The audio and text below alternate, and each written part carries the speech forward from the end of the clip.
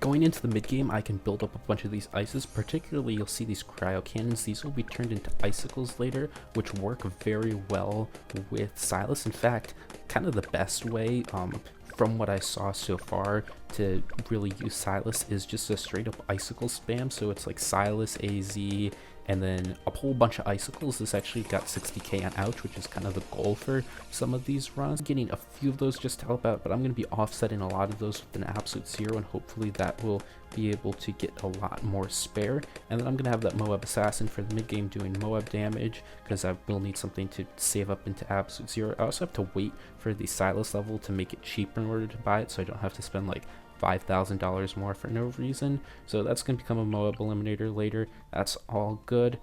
And then once I get the absolute zeros up, I can just straight up spam the ability like it's nobody's business.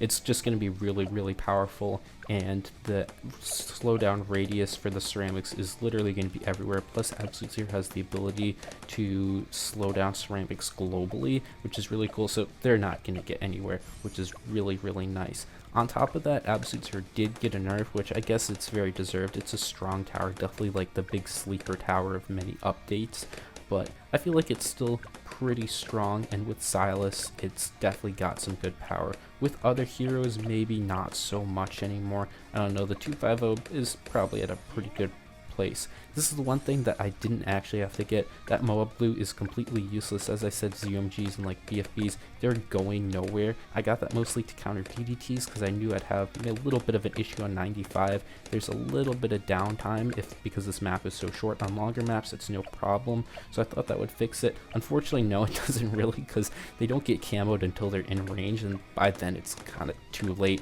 So I would have needed something else, and the thing that you do need is the sabotage, so the 040 Ninja. So that Moab Blue is completely useless. At the end, for the relative cost terms of how good it is, I'm just going to be completely voiding that because there is no use in that Moab Blue at all. Even though it might look like it's helping-ish, it's not really not at all. So that's just something that's going to be completely cut out of the mix, and we're going to move on nice and easy after this.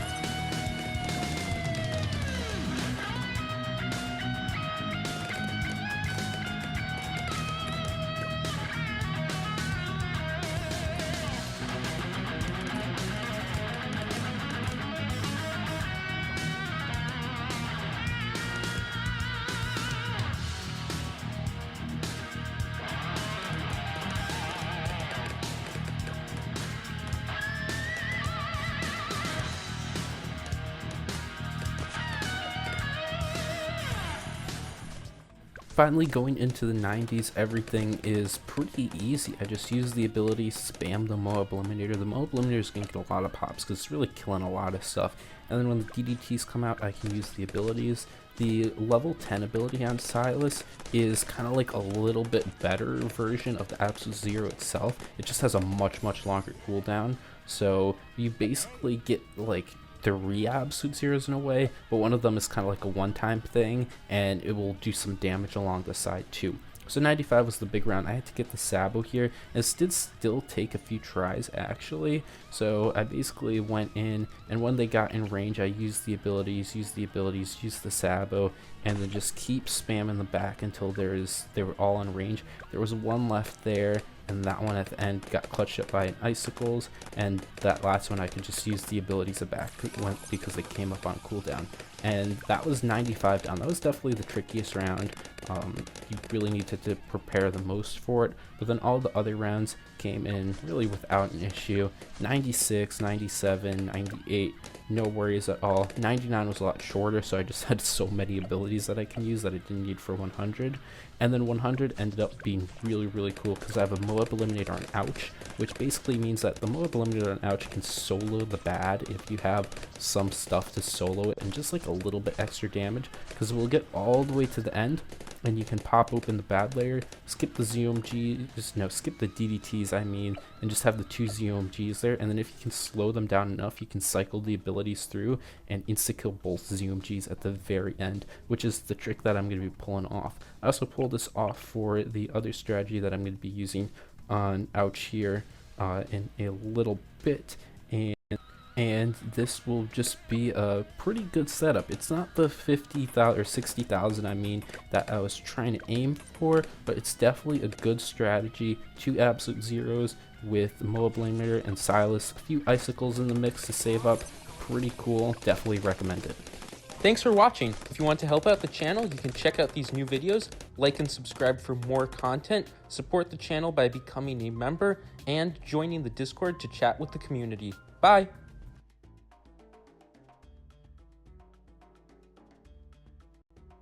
So I'm sorry, Philip, but as a reminder, that video that I made getting that, reaction to punch down on you, was, yeah, it talked about your character, but really it was talking about the things you were saying, and the things you were saying were wrong, backed up with receipts. So it wasn't me trying to fucking cancel you or censor you, it was me trying to fucking look at what you were saying from an actual factual lens. Space fact or an archaeological mystery, all I'm ever asking is what if. Even if in some videos I may sound very passionate and adamant about the theory I'm talking about, that's just how I get when I research an interesting topic. And it would sort of ruin the flow of the video if I just said, remember, this is just a theory and it may not be true every 10 seconds.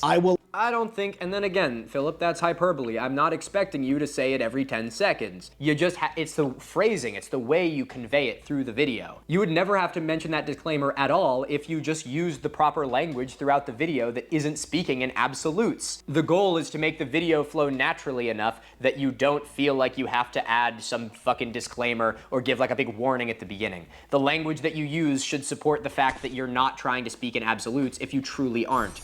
We'll always talk about a wide variety of topics, so there's almost definitely something in there that will interest you. But if open-minded and free-thinking discussion on fascinating what-if theories isn't for you, just don't watch my videos, and your life will be better. It's that easy. Well, that is a good point, but the thing about shorts is that you don't really have a choice. With YouTube videos, you have to pick to click on them, so it's easy to pick to not click on them. But with shorts, they are just appear in front of your face, and everyone's fucking slackjaw staring at the screen, scrolling. So when something kind of interesting comes up and it plays, you can't really blame the consumer for going out of their way to watch it when it was kind of just shoved in their face anyway. Yeah, they could scroll off it, but I still think that's an unfair responsibility to put on the viewer to do your due diligence of, not letting them self-absorb misinformation. Now let's see what his final little attack is here. What a shame. You could have had a successful science fact channel and you just threw it all away. Guess I'll be unsubscribing now. Okay, that was a pretty good ending. I'll give him that. All right, Phil. and I think I need to make a point in my upcoming video to be like, don't fucking do that. That's not the point of this, so stop. That being said, a lot of this argument was kind of just based on a fallacy, putting words in my mouth of things that I didn't say and do not believe. It also does not even touch on any of the things I actually talked about in the video, really. This entire thing was kind of just him talking, which is disappointing because now I have to talk about something that's a lot more like subjective. But there you go, everyone. That was the Philip Zeba debunked video. Well, that's gonna be really fun. Oh, I have to update my comment. Let's see, edit. Oh yeah, baby. This one's good. All right, thanks everyone for watching. Make sure to smash that like button. And most importantly, remember to silence everyone. Don't let anyone who ever disagree with ever say anything ever. Kill them. Hit them in the head with a...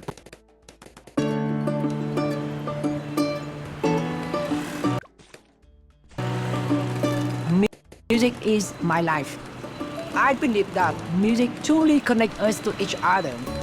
That's the reason why we really want people to interact with music. I was born in a music family, but learning music is... Snapchat news is the worst thing to happen to the human race since the Black Death.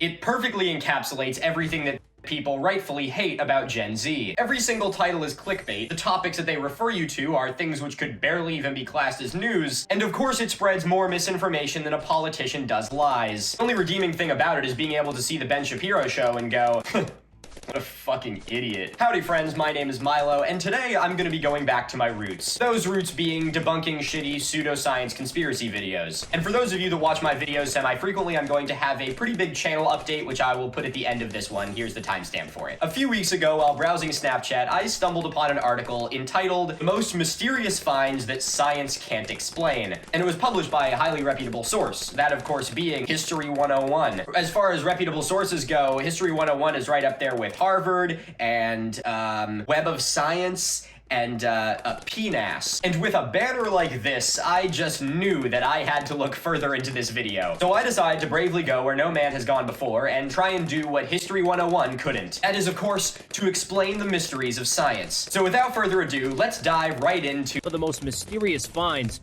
science just can't explain. Onenumber skeletons. The Onenumber functioned as a think tank in Germany during the Second World War. Oh, Jesus, we're starting off with Nazis. What a weird sentence to start off with. No one actually uses the words think tank in normal conversation. Oh, wait, no, I know why they said it like that. It's because they just plagiarized the first sentence of the Onenumber Wikipedia page. Seriously, it's almost the exact same fucking sentence. I'm sure the people at History 101 are gonna have a fantastic grasp on the horrors committed by the Onenumber, considering that their first sentence was stolen from Wikipedia. All right, let's learn about Nazis from Snapchat News. Supported by Hitler, the organization focused on finding and preserving historical objects. Horse shit. I know that this isn't about the Onenumber, but portraying them as a group of fun-loving, rambunctious archaeology nuts is the most bullshit thing I've ever heard in my fucking life. And beyond it being bullshit, it's also incredibly dangerous, because by talking about the Onenumber in this tone, it undermines what they actually did. So since these people seem to have about as strong a grasp on reality as Kanye West, allow me to do their job for them and explain to you what the Onenumber were all about. The group was founded by none other than Heinrich Himmler. You know, Hitler's right-hand man and the one who is directly responsible for orchestrating the genocide that saw the death of over 11 million people. Not exactly a fun-loving Indiana Jones type. But don't worry, because Himmler isn't the only Nazi in this story. The Onenumber was also overseen by Richard Walter Dache, none other than the Reich Minister of Food and Agriculture, which is the most curveball title a person could possibly have, and I genuinely hope that he is the antagonist of the next Wolfenstein game. I have seen enough fictional Hitlers get their much-deserved demise, but I have not seen nearly enough Reich Ministers of Food and Agriculture get what's coming to him. Believe it or not, you may actually know Richard Dache already due to his most disgusting and most well-known contribution to society. That, of course, being the Nazi slogan, Blut und Boden, or Blood and Soil. Some of you may recognize this title from history books, and the others of you will unfortunately recognize it from the 2017 Unite the Right rally in Charlottesville. This was a nationalist slogan used by the Nazis to show how the German identity was the blood of Germany, its people, and the soil soil of Germany its land. And the third in our cast of hellbound characters is Hermann Wirth, who is the author of this book whose name I'm not even going to try to pronounce. But in English, this translates to The Prehistory of the Atlantic Nordic Race, which was a very formative text for the Ahnenerbe. See, what Himmler and his cronies believed was, I shit you not, that there was once an Aryan race who populated Atlantis. And when Atlantis was destroyed, the remaining inhabitants who managed to escape went on to found the great civilizations of Europe. You know, all the great Aryan races, like Rome and Greece and Egypt. Should someone tell them? I feel like someone should probably tell them. And all of these hateful ideas came together to create the disgusting love child known as Lebensraum, or living space. So the Ahnenerbe's job was to travel around Europe looking for evidence of this non-existent Aryan master race that had once populated the land in order to justify German invasion. And of course, most famously, the Ahnenerbe was fascinated with the occult. Himmler, who scored very low on the sanity scale, thought that he was the reincarnation of a dead king, specifically the Saxon king Henry the Fowler. In 1936, Otto Rahn, another of the Ahnenerbe members, went on a quest looking for the Holy Grail in like Iceland or something. And yes, we have all drawn the same conclusion from this, which is that when you watch the Indiana Jones movies, the Ahnenerbe are the ones that he is killing.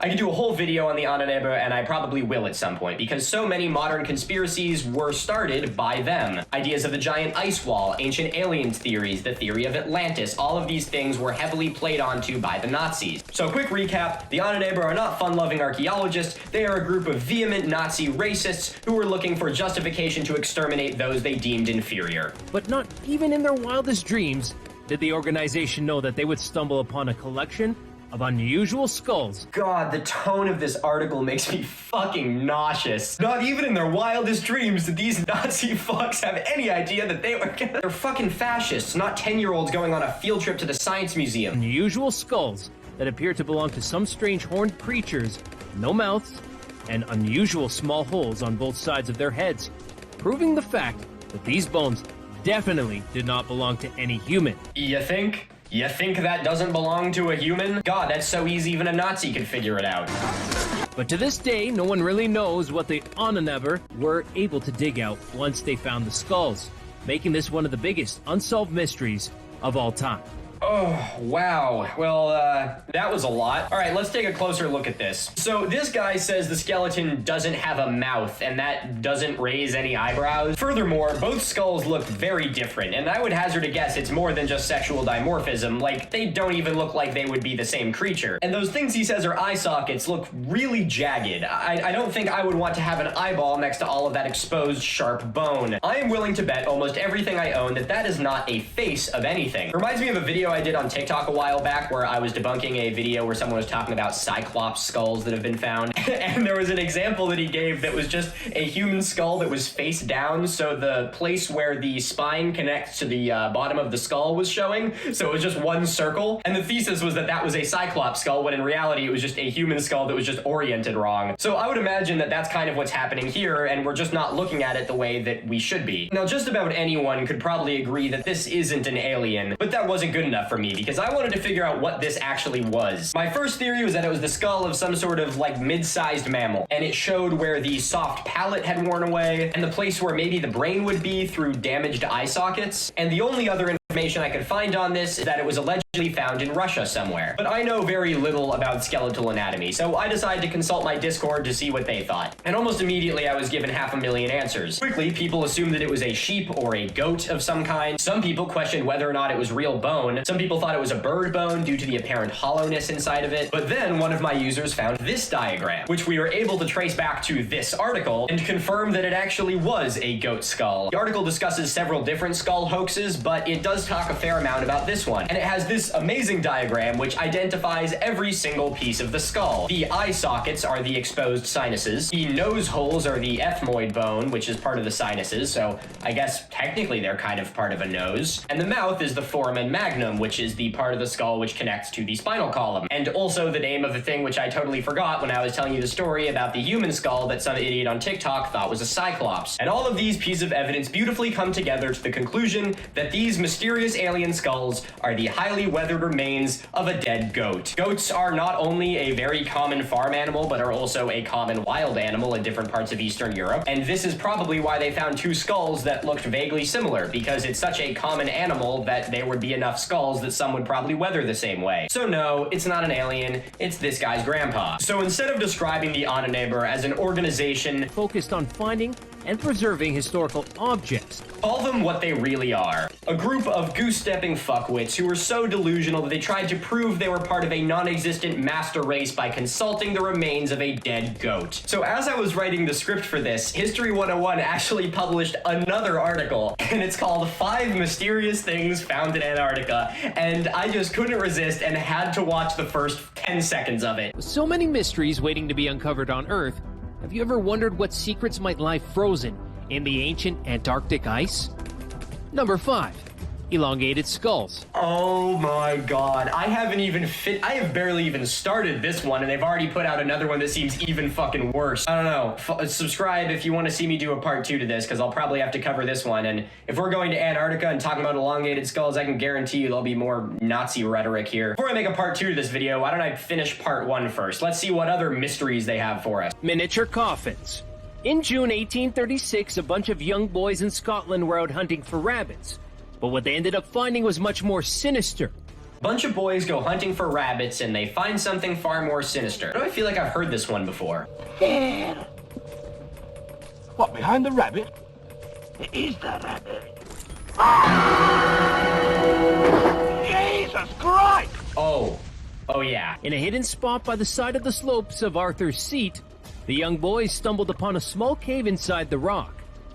When they made their way inside, the boys were terrified to discover 17 miniature coffins. I sincerely doubt their first thought was to be terrified. As a man who was once a boy, I feel fairly confident saying that if you found a whole bunch of these little tiny coffins with your buddies, your first thought would not be, what's going on here? In reality, their first thoughts when they found these was probably more akin to, like, "Oi, McGregor, watch me throw this at the wall over there." It's just like faint bagpipe music plays in the background.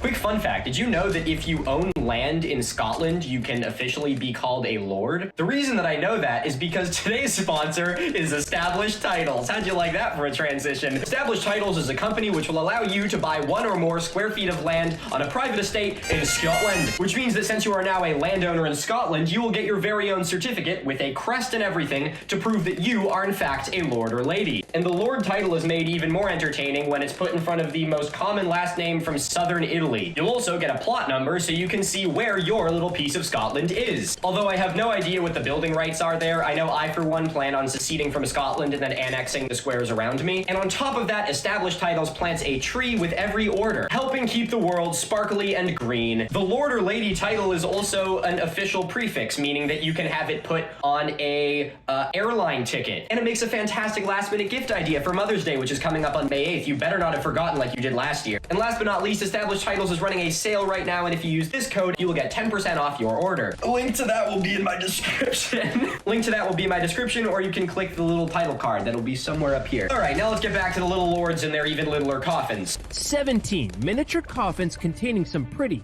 intricately carved male figurines, with some missing one or even both arms. But to this day, no one knows what these figurines represent or who placed them there.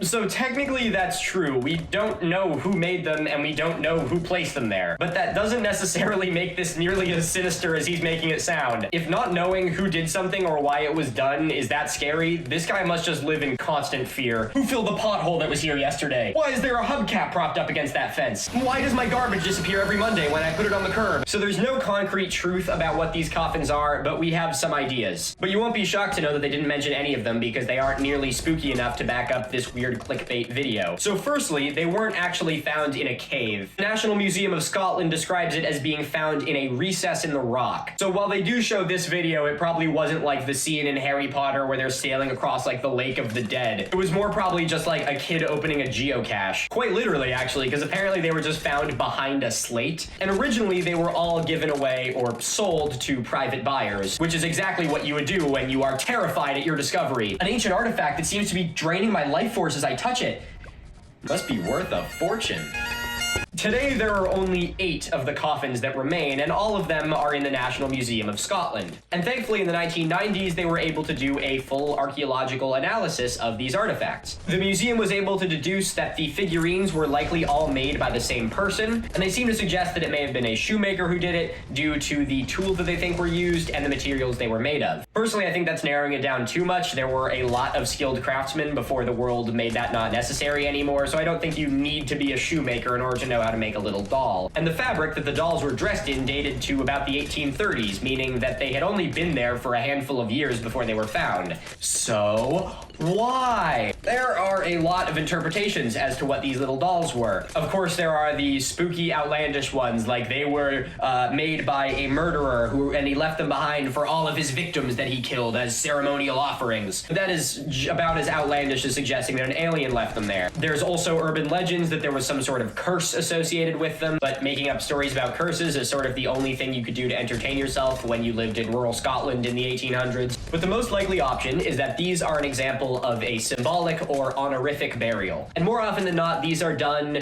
in remembrance of people who did not have a chance to be buried on their home soil. For those who were lost in combat in other countries, or, more likely for this area, sailors who were lost at sea. It is unknown whether or not these dolls were part of a symbolic burial, or whether or not they were stored here by the craftsmen with the intention of being sold later. But personally, it wouldn't surprise me if this was an honorific burial. In the middle of the 1800s, there was a ton of maritime trade without the advent of modern safety equipment. And when living on an island, maritime trade is something that just about everyone would have been connected with. Perhaps these were left behind by survivors of a shipwreck to honor their lost crewmates, or family or friends who knew the crew of a ship that was lost at sea. In reality, we will never know why these little dolls were left here, but if it is some sort of ceremonial burial, they truly could not have picked a more beautiful spot to do it. Alright, that was a good story, but an underwhelming mystery. Let's see what else they got for me.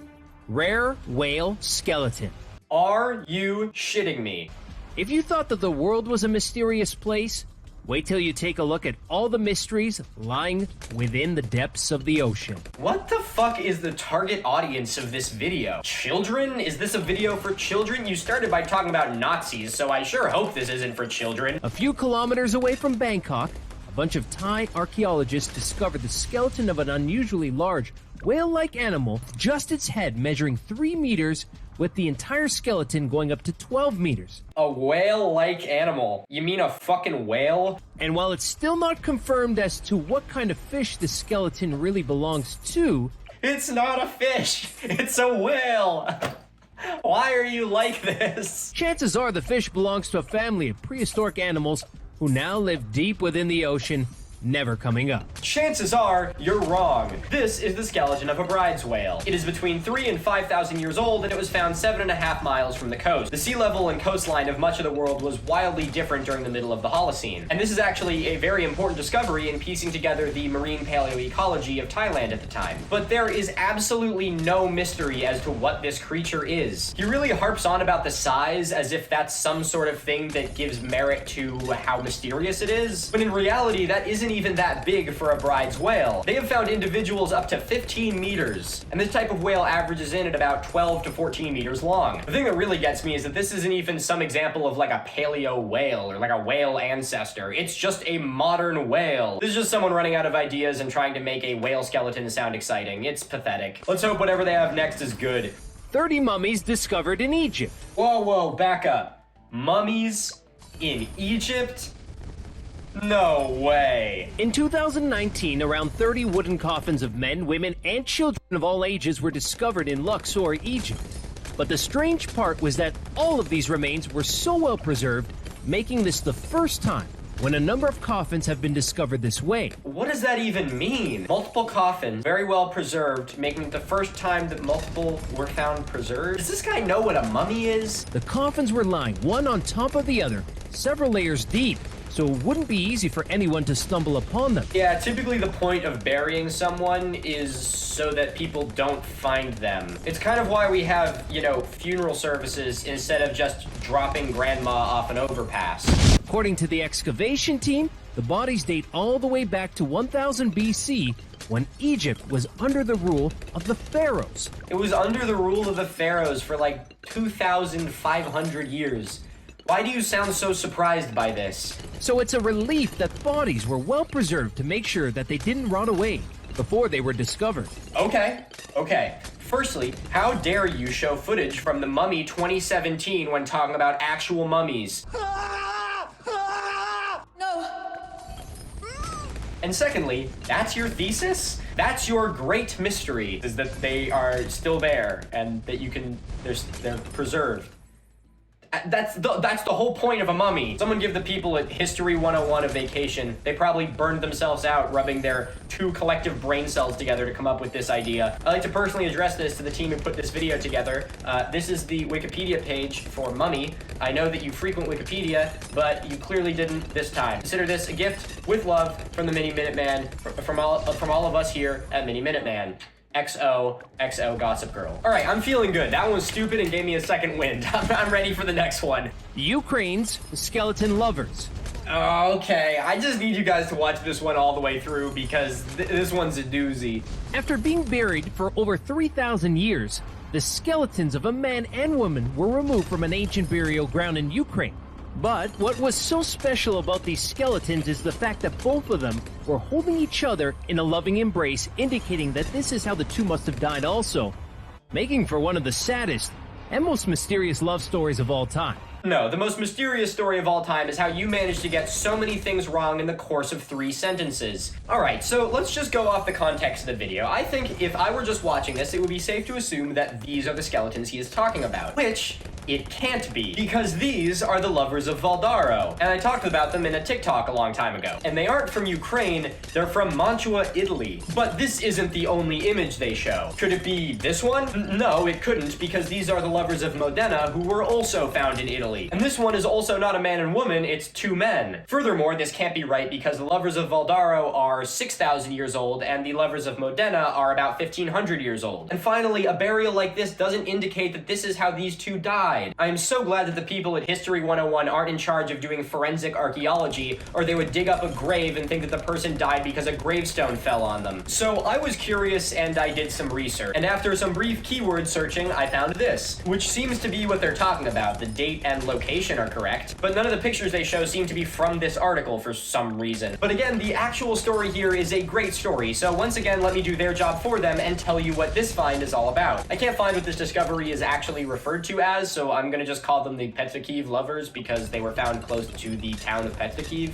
It is believed that these 2 were part of the Wysoko culture, which was a subgroup of the Lusatian culture. And these groups of people were known to have intimate burials, with instances of the deceased positioned where the man is kissing the woman's forehead, or the 2 are buried holding hands. Or, in the case of this discovery, where the 2 are in a lover's embrace. And this one is unfortunately pretty depressing. We don't know exactly how the man died, but it is theorized that he died before the woman did. And it is suggested by some that her body could not have been positioned in this way, meaning that she was voluntarily buried alongside him. Professor Mikola Bandrawiski suggests that she was buried alongside her deceased partner or husband, and possibly drank poison before joining him in the grave. I don't think I could say it better than her, so I will let her say it herself. It is really fascinating to think about and try and understand what may have happened here. But regardless of what happened at this site centuries ago, it resulted in these 2 being able to spend the last 3,000 years in each other's arms. So while in reality it is a tragic story, it truly is an example of truth often being more interesting than fiction. Alright, we're in the home stretch here. Let's see what else we got. Tiny alien mummy. Oh, fuck. The Atacama alien. I was wondering how long it would be before I had to talk about this. This is a favorite of alien conspiracy theorists. I'm sure you can tell why. Let's see what these idiots have to say about it. Discovered in the Atacama Desert in Chile, this strange creature sparked up debates all over the world when it was discovered, with people wondering what it really is.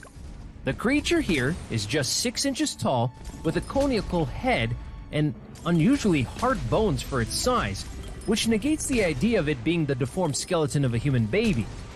By the looks of it, the creature looks like an alien. However, after some research, it was found that the bones of this strange creature were the exact same as other human beings. But even then, the fact that they were as strong as a 6-year-old, opposed to the creature's size of an infant, we still don't know what this creature really is or where it came from. pretty much everything he just said is wrong. He keeps calling it a creature, which is misleading. Creature? The creature looks like an alien. Creature.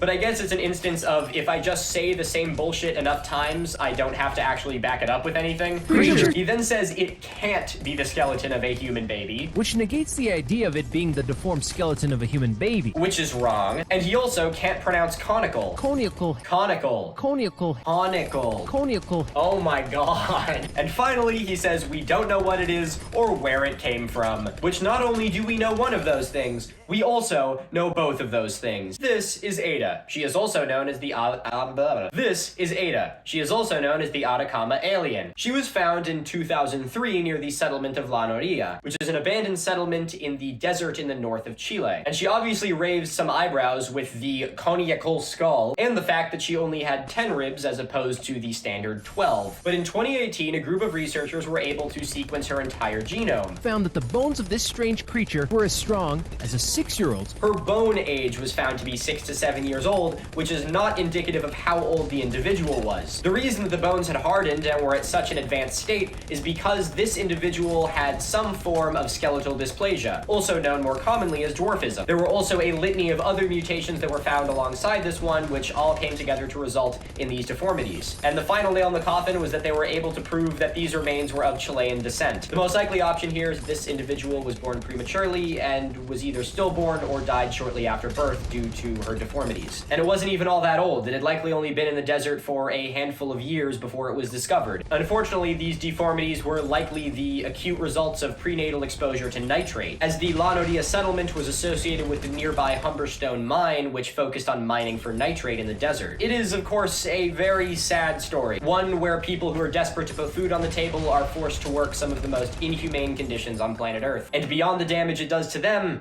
it does damage